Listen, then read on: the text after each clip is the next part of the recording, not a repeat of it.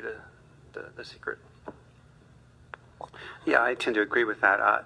If even a fraction of the satellites that are being proposed to be built and launched actually happen, there's going to be plenty of business for everybody. I mean, this is a rich market if it actually does happen.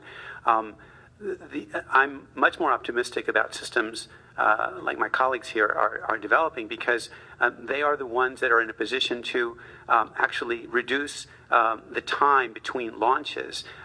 The Long March family of vehicles is modern. It's an excellent family of vehicles.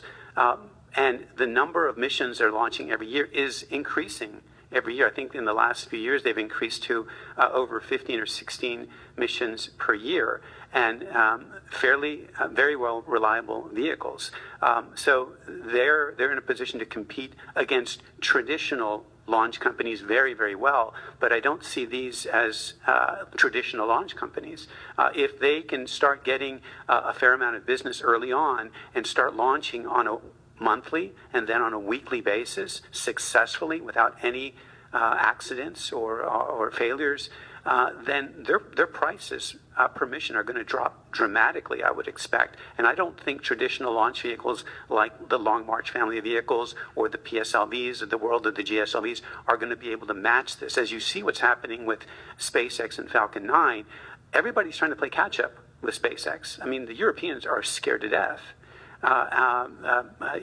Boeing and Lockheed, I think, are scared to death, because there's just no way that they can develop and deploy launch vehicles that would be able to offer prices anywhere close to what Falcon 9 offers and still make a profit. The Europeans are still expensive. They're getting plenty of business, but they're still fairly expensive.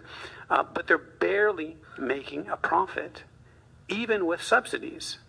And they can't, even with these current prices, even with subsidies, they still can't compete on price with Falcon 9. And Falcon 9 is going to get cheaper and cheaper and cheaper as it becomes more reusable.